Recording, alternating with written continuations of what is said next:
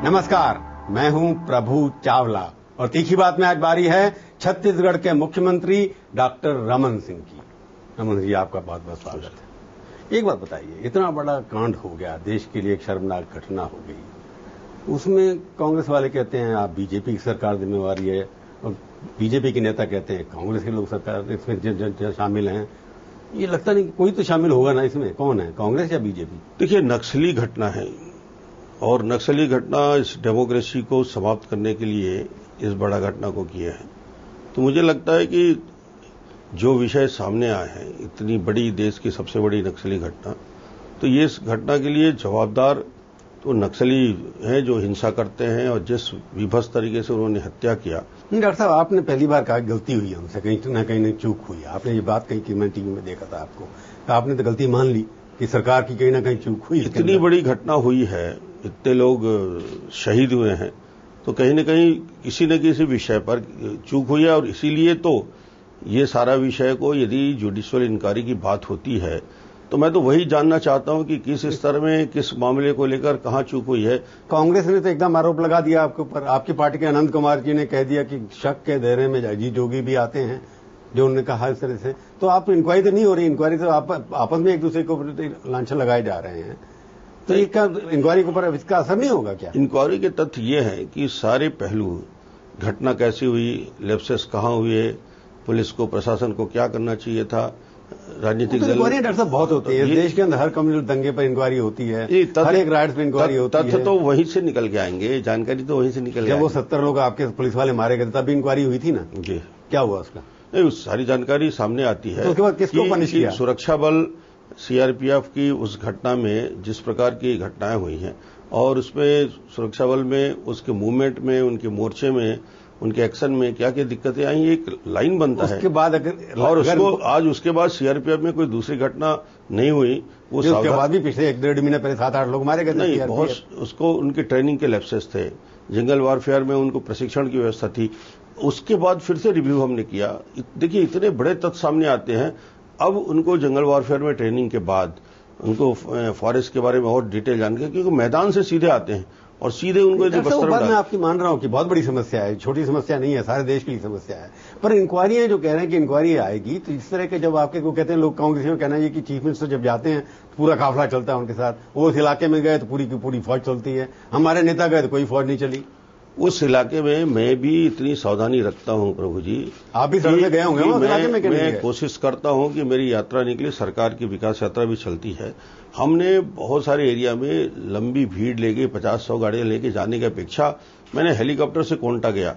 मैं हेलीकॉप्टर से अन्य क्षेत्रों में जाता हूं ताकि बस्तर के उन क्षेत्रों में मैं अपने साथ बहुत सारे लोगों को जान जोखिम में डालने की अपेक्षा, क्योंकि यदि 100 किलोमीटर में यात्रा कर रहा हूं और कहीं भी ब्लास्ट होता है तो इतने सारे पुलिसकर्मी और कार्यकर्ता रहते हैं, तो हमने आप उस इलाके में हेलीकॉप्टर से जाते रहे। हमने कोशिश की कि जो बड़े डिफिकल्ट एरिया है, उस डिफिकल्ट एरिया में हम हेलीकॉप्टर से कार्यक्रम कर लें और फिर आगे फिर सड़क में बेहतर तरीके से दूसरे योजना में हम आगे। इसका लगता है कांग्रेस की स्ट्रेटजी में गलती हो गई कहीं कि हेलीकॉप्टर, जैसे चीफ मिनिस्टर हेलीकॉप्टर में जा रहे थे तो कांग्रेस के बड़े बड़े नेता काफिला लेके गाड़ियों की, बड़े नेता तो गए थे हेलीकॉप्टर में। कुछ लोग यदि इस कार्यक्रम में जो ये लोग जो मारे गए, कर्मा मारे गए, पटेल साहब मारे गए, सुकमा से दोरनापाल और ये सुकमा से जो घाट क्रॉस करना था, तो ये डिफिकल्ट टेरेन तो था, तो उनको नहीं जाना चाहिए था उसके ऊपर आपके हिसाब से? नहीं, जाने के लिए अगर आप होते तो नहीं जाते। यात्रा को कोई सरकार रोक नहीं सकती। नहीं तो इन्फॉर्म करते थे ना, आपको इन्फॉर्म किया कि हम जाने वाले हैं, तो आपने फिर भी कोई उनके ऊपर कोई वहां पर रूट नहीं लगाया, पुलिस ने खड़ी करी? यात्रा के लिए सारी जो प्रोटेक्शन दिया जाता है, जो वीआईपी के लिए प्रोटेक्शन है, वो सारी दी है। पर जब आपने खुद ही गलती मान ली डॉक्टर साहब, मैं फिर, क्योंकि आपको कोई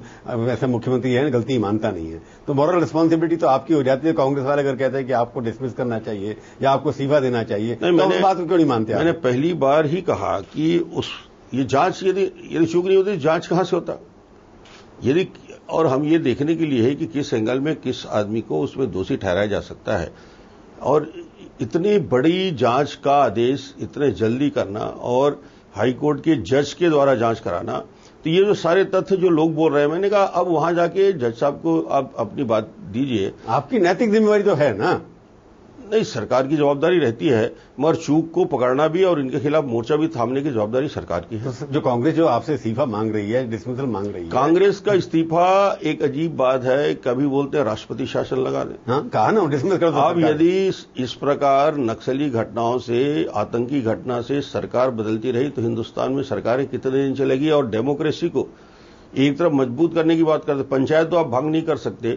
सरकार, चुनी हुई सरकार जिसके पास अधिकार है, इस प्रकार की घटनाओं से यदि ये प्रतिक्रिया होगी तो इससे हम आतंकवाद और नक्सलवाद गतिविधियों को मजबूत करेंगे। कि राजनीतिक आप इस्तीफा देने की बात सोच ही नहीं सकते। सवाल इसलिए पैदा नहीं होता कि डेमोक्रेसी की जड़ को मजबूत करने के लिए 9.5 साल जो संघर्ष किया हजारों लोगों ने, लाखों लोगों ने, हम इसको बेहतर परिणाम तक ले जाना चाहते हैं। बार बार आप इंक्वायरी की बात करें, इंक्वायरी तो मैंने आपको हिस्ट्री में दिखा दूं, 60-40 साल से मैं भी जर्नलिज्म कर रहा हूं, कम से कम 1000 इंक्वायरियां होंगी हर स्टेट के अंदर, कोई एक्शन होता नहीं किसी के ऊपर, आती है रिपोर्ट, उसके बाद खत्म हो जाती है। यदि आपको सारे तथ्य सामने लाना है तो क्या मैं एसपी और डीआईजी को बोलूंगा कि वो जांच करें?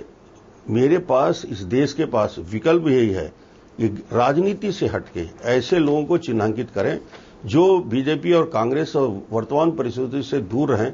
इसलिए हमने सिटिंग जज को माननीय उच्च न्यायालय से आग्रह किया और उन्होंने आपकी दिया। बात को मान रहा हूं। आपको लगता नहीं कि कोई राजनीतिक षड्यंत्र भी है इसके पीछे, जो एक तरह से घटना आ रही है, जिस तरह से बात हो रही है, होम मिनिस्टर में कुछ ऐसा हिंट किया, आपके अनंत कुमार जी ने कल जो स्टेटमेंट दिया, आप उससे सहमत है कि नहीं है?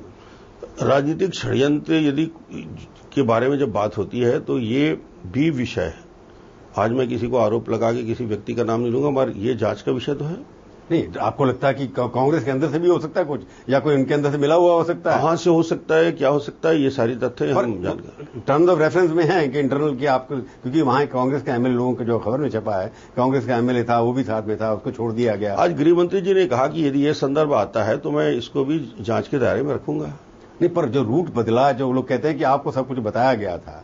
22 तारीख को दरभा था ही नहीं, 25 तारीख को दरभा जुड़ा, पहले सिर्फ सुकमा ही था। ये सारे विषय मैं नहीं कह रहा हूं, मीडिया कह रहा है कि यदि इस प्रकार के चेंजेस हुए हैं तो ये सारे संदर्भ, ये विषय आएगा। नहीं, पर मैंने जो सवाल आपसे पूछा, अनंत कुमार जी ने जो सवाल उठाया, वो आपके पार्टी के महामंत्री हैं, पार्लियामेंट्री बॉडी के सेक्रेटरी हैं, उन्होंने कहा सुई जो शक की सुई है उनकी तरफ भी जाती है, तो आप उनकी सहमत है कि नहीं सहमत है? अब आज किसी को सहमत असहमत की जरूरत नहीं है, क्योंकि इस सारे बिंदुओं में शक जिन जिन पर लोग कर रहे हैं वो तथ्य हम जांच आयोग के सामने तो रखेंगे। नहीं, आप ये बात उठाएंगे कि रूट कैसे बदला, कुछ लोग क्यों नहीं गए, खुद छोड़ दिए गए? ये विषय पार्टी रखेगी। पार्टी मतलब सरकार ने भी टर्म ऑफ रेफरेंस में रखा कि नहीं रखा? नहीं, जज को आपने टर्म ऑफ रेफरेंस से बताए होंगे ना? सरकार ने तो सारे तथ्य रखे, खुले रखे। तो इसका मतलब ये कि कांग्रेस के लोगों की भी इंक्वायरी की जाएगी और आपकी पार्टी रखेगी? जांच के दायरे में कांग्रेस, बीजेपी या और अन्य प्रशासनिक सारे बिंदु आएंगे।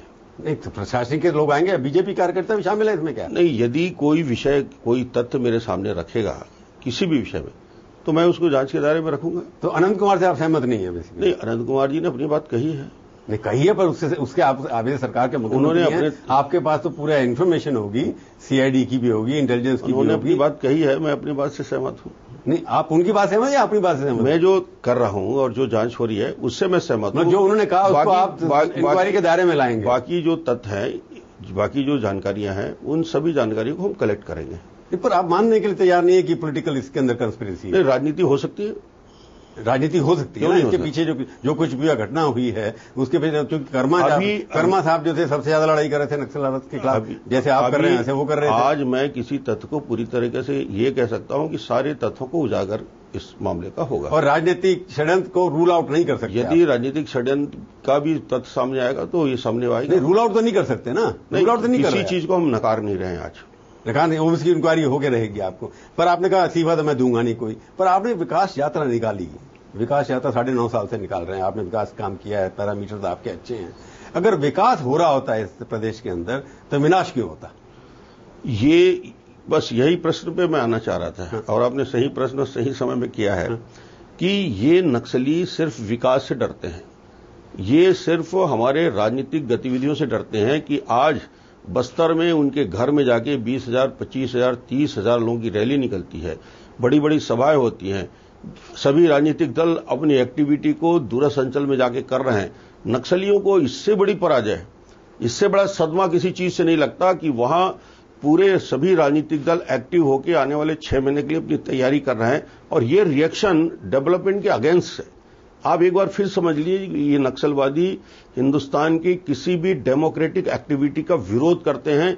पंचायत के चुनाव से लेकर विधानसभा और लोकसभा चुनाव के किसी भी रैली के, किसी भी सभा के चुनाव की प्रक्रिया में भागी लेना नहीं चाहते। नहीं, उन्होंने, वो तो कहते हैं कि बंदूक की गोली से सत्ता का हस्तांतरण होता है। आप तो कहते हैं टेररिस्ट है, आइडियोलॉजी उनकी आइडियोलॉजी है, ये उनकी सोच है जो गलत है, जो डेमोक्रेसी के खिलाफ है, जो हिंदुस्तान के कॉन्स्टिट्यूशन के खिलाफ है, जो प्रजातंत्र के विरोध की बात करते। ये घटना इसी का रिएक्शन है कि आप यदि हमारे क्षेत्र में इस प्रकार की गतिविधि करते हो तो हम इस प्रकार से बदला लेंगे।